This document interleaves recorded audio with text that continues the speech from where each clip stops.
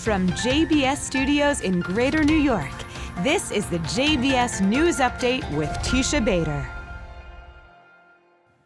I'm Teisha Bader with the JBS News Update for Thursday, September the 17th, 2020. As Israel prepares for a national lockdown tomorrow, President Reuven Rivlin apologized for the government's failure to better contain the coronavirus. As we reported to you, the country goes under strict measures for the next 3 weeks over the high holidays, with very limited travel allowed for residents outside their homes, except for food or other essentials. This is in response to the continued surge of COVID-19 cases in the country. Rivlin gave a televised address from his home in Jerusalem last night, saying, "I know that we have not done enough as a leadership to be worthy of your attention. You trusted us and we let you down." At the same time, Rivlin urged Israelis to adhere to the guidelines and work together. He tweeted, "When we are fighting corona, we are together, Jews and Arabs, secular, religious, and ultra-Orthodox, in hospitals, schools, and in charitable organizations. Together," he said, "we learn in times like this what partnership is, what mutual responsibility is, what Israeli hope is." Israeli Prime Minister Benjamin Netanyahu was reportedly holding last-minute meetings about the COVID-19 restrictions today. And staying with the Prime Minister, Netanyahu was nominated for the Nobel Peace Prize for his efforts in achieving peace with the United Arab Emirates and with Bahrain.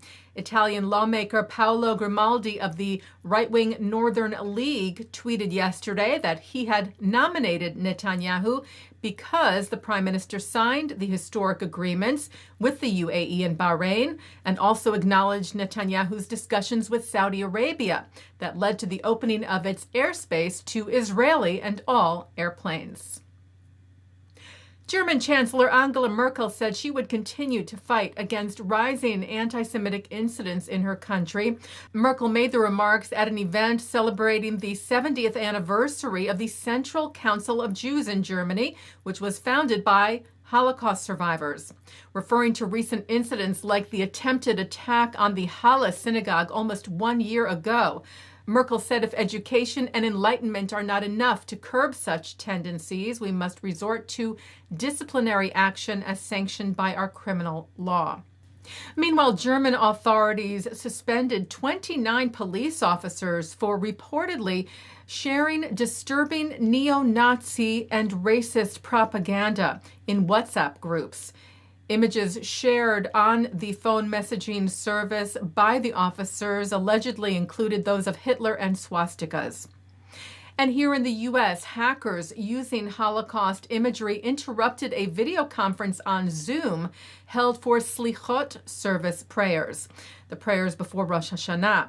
The Montgomery Advertiser reported that some 50 Jewish congregants from Montgomery, Auburn, Dothan, and Mobile were on the call with rabbis Saturday night when the so-called Zoombombing occurred, where at least 2 or 3 unknown people joined the meeting, sharing the offensive images and yelling hateful anti-Semitic insults to those on the call.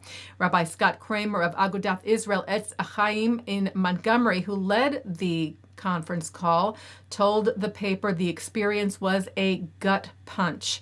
He reported it to the police, who redirected him to the FBI.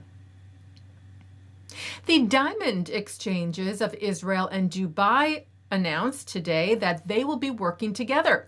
The Israeli Diamond Exchange will open an office in Dubai, while the Dubai Multi-Commodity Center will open a branch in Ramat Gan.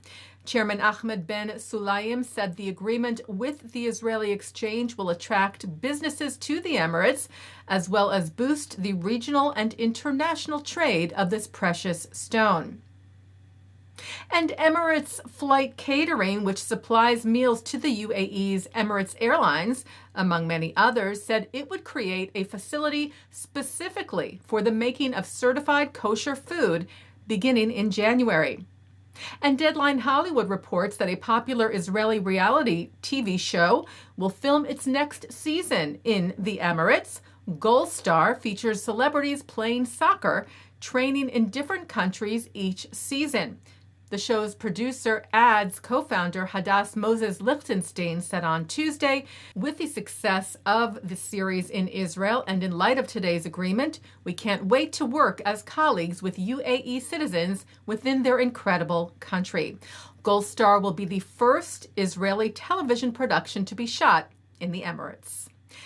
And just ahead of the Jewish New Year, Rosh Hashanah, Prime Minister Netanyahu shared his best wishes to the Jewish people around the world, tweeting a video today that he taped while still in Washington on Tuesday. Shana Tova to all the Jewish communities worldwide. This is not the normal Shana Tova that we know because of Corona. We can't embrace one another. We can't all crowd the synagogues and Rosh Hashanah and Yom Kippur. We have to act in a careful manner. But there is also extraordinary news this year because we are starting it with 2 peace treaties that Israel has signed today, that I signed here in Washington with the United Arab Emirates and the Kingdom of Bahrain with the auspices of President Trump of the United States. This is fabulous news because it's changing our world, because it took us 26 years to go from the second peace treaty that Israel had with an Arab state to the third, and it took us all of 29 days to get to the third and fourth. This gives us wonderful blessings for the new year. A blessing of hope, a blessing of friendship, a blessing of peace, and it augurs well for the people of Israel and for the state of Israel. Shana Tova to all of you. And with the Jewish New Year, Rosh Hashanah, beginning tomorrow evening, a programming reminder for you that here on JBS, we will have Reform, Orthodox, and for the first time, conservative services for you on the channel. Services tomorrow night, Friday, for Erev Rosh Hashanah will begin at 6 o'clock from the Reform New York City Central Synagogue, at 7:30 Orthodox services from the Hampton Synagogue, and at 10 o'clock conservative services from Sinai Temple in Los Angeles. We will broadcast Rosh Hashanah services on Saturday and Sunday as well. Please check the website, jbstv.org, for more information.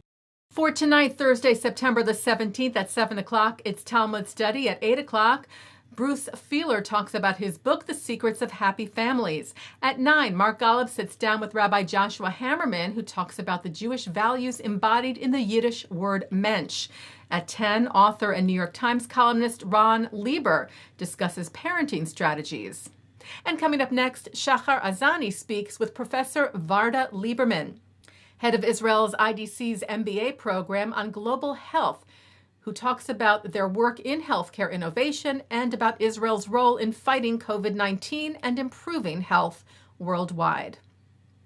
And that's the JBS News Update for Thursday, September the 17th, 2020. I'm Teisha Bader. I will be back on Monday after the Jewish holiday, wishing you a happy, healthy, and sweet New Year. Shana Tova u'metuka.